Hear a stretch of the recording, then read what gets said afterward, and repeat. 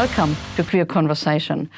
Liz Bradshaw is the lead curator at Qtopia, a new queer museum in Sydney. Liz is in charge of the curation of Ward 17 South, Australia's first HIV/AIDS unit, located in St Vincent's Hospital. The exhibitions at Qtopia will showcase queer, trans and gender-diverse contemporary culture, highlighting the vision of the future permanent queer museum. What Qtopia is trying to do in terms of queer storytelling, addressing historical kind of violence and vilification and all of the things that we've worked to kind of recover from and to gain human rights around, and also to celebrate our culture and creativity, and particularly in relation to the history of HIV/AIDS in Sydney. My vision for the original presentation of Ward 17 South was to work with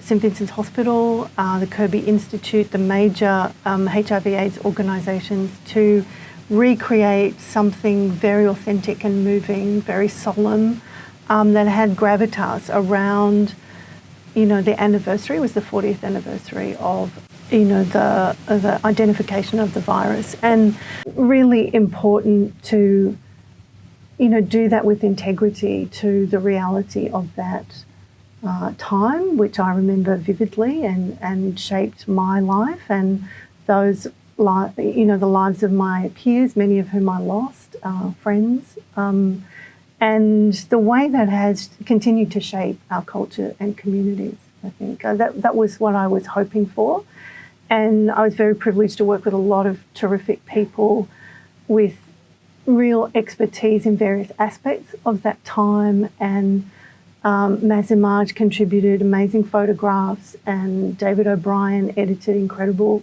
interviews with long-term survivors, with doctors, nurses, with the Sisters of Charity, and it's such a rich story of incredible people. I really hoped to do them justice in their stories and to honour the memories of the people we lost. The curatorial process was, it was kind of blessed. It felt like something I really had to do. It was a kind of passion project, but it was also incredibly emotional. I mean, the grief, I think, from that time is still with a lot of us, and in a way that's part of why the story is important.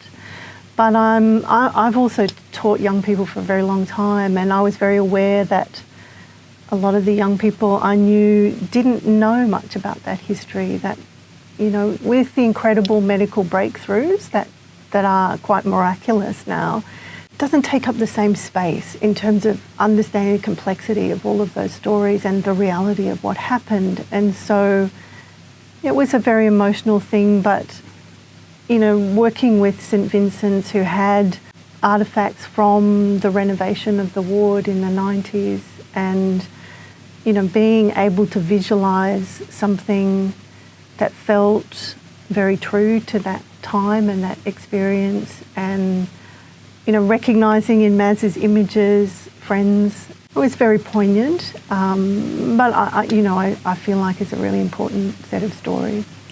For me, the idea of serving the community by creating exhibitions is about honouring the stories and honouring the fact that they belong to everyone, and everyone has memories and experiences, and that it's really important for us to present the stories that aren't skewed to any one point of view. So to make sure multiple voices are present in any of that storytelling. Yeah. It was absolutely exhilarating to open that show and to feel that we had realised something significant and meaningful. And, that came for me actually through witnessing people seeing the show. I would often loiter and experience people's reactions, and to make sure that, people who remembered the ward and people who had worked on the ward came in, and to see and to talk through their reactions was really very rewarding. Were they mainly emotional reactions? Incredibly emotional. And of course there were people who looked in the door and went, I don't want to go back there. And I really respect that. And with our presentation, I wanted to be careful to create spaces where you choose to go further into the space. I mean, I don't want to name any names, but there were people who I know came in and were there for a few minutes and just sobbed. And I don't think that's a bad thing. I think that's actually a way to hold our individual and communal grief. What's really exciting for me about Qtopia Sydney is we have this amazing curatorial team from all aspects of our communities who are contributing to just the breadth and depth of storytelling. We have lengthy histories, we have lots of experiences, we have incredible records of protest and achievement and creativity and celebration. And our first opening, which is very, very soon, will be an indication of what is possible in that storytelling. So I feel very excited about people seeing what we're doing, and there's a lot of story there. We've got a lot of First Nations voices, we've got lesbian voices, we've got trans voices. I think the diversity of the content is really powerful. Qtopia Sydney is going to be a queer occupation of the former Darlinghurst police station, and we're very aware of the history of that place and the violence and trauma that is associated with that place for the queer community. It's pivotal. It's a pivotal location in the protests of '78 and Mardi Gras. It's in the heart of Darlinghurst and Taylor Square. So there's many layers of queer history, both prior to decriminalisation and since, that are integral to what we're hoping to achieve around the storytelling of the progress since then. And of course, we've made incredible progress, but for me, as someone who teaches, I see people in their 20s who've been through the trauma and the rejection and all of the things that many of us who are much older went through, and I want us to be the antidote to that. I want us to be a permanent place of visibility and of acknowledgement of those difficult histories, and of celebration that we're here and we're queer and we're still here, and we want to open that up so that people can discover who they are and not feel pressured to be gay in a particular way either, and that everybody else, because this is a museum for everyone, respects and understands where we've come from. So this museum is probably one of the first queer museums. What does your research tell you? So there are already a number of queer museums. There's one in London, Amsterdam, New York. They're the ones I've researched. I suspect there are others. I think there are some things that are uniquely ours here, particularly around the history of HIV/AIDS, that makes us a unique contributor to global world, to global queer culture. So that would include, the Australian model in the response to HIV, the fact that community and activists were involved with government, with the medical centres, that people like Professor Ron Penny and Professor David Cooper foresaw HIV/AIDS would arrive here. We didn't call it then. Approached St Vincent's to say we need to prepare for this, that the Sisters of Charity said we will care for these people when, in other places in the world, no one would touch someone with AIDS, no one would, deliver their food tray in hospital. It would be left at the door. So that's what I mean by this is a story of incredible people, that contributed also to almost all of the medical trials of treatments, saw those breakthroughs. Professor Cooper recognised seroconversion, the combination treatments, all of those things.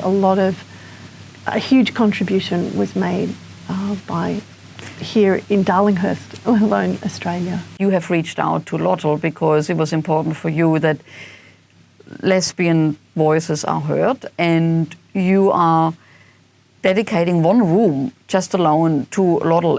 What can lesbians or women expect to see?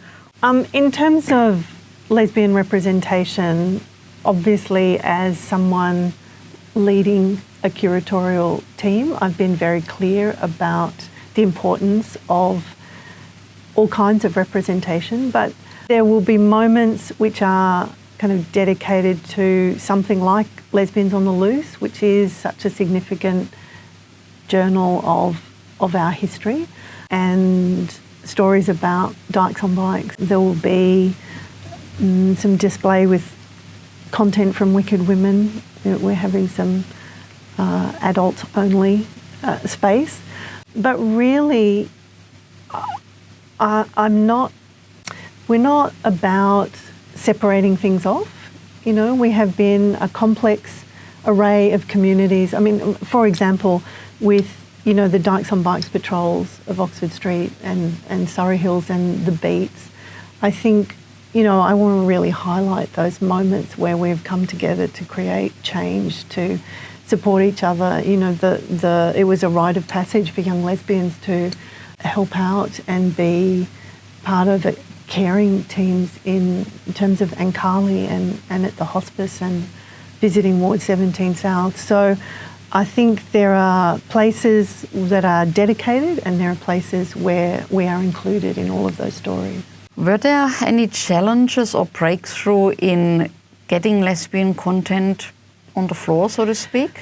Look, I think that one of the challenges is we kind of hold our histories differently. The sheer volume of gay clubs and men's venues and, you know, incredible people who have collected every single item for many decades and have been very public about that makes strands of gay history quite accessible, whereas our clubs often last for a while and then close or change venues, and there's a less kind of permanent or ongoing kind of capacity for that kind of archival impulse. That said, of course, people have been incredibly generous with their time and their experience and their collections as well. So the whole project feels incredibly blessed by this impetus to contribute and to create something that's meaningful for all of our communities. We open on February the 23rd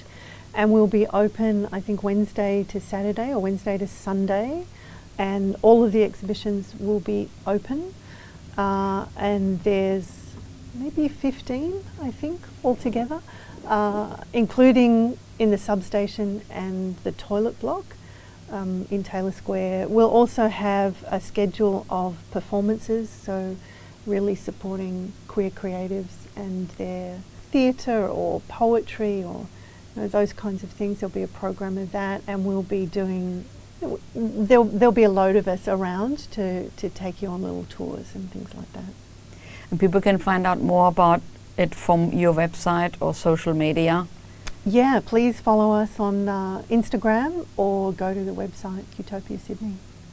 One of the things I would say is if you have memories around your experience of HIV, whether it's you personally as a survivor, whether you worked in the field, people you lost, we'd really welcome your contribution to the memorial we're developing. Well, Liz, thank you so much for coming to see us and Absolute to talk pleasure. about the exhibition. I'm really looking forward to seeing it. We're really excited to have Lesbians on the Loose be part of this opening offering as well. So thank you. Thank you.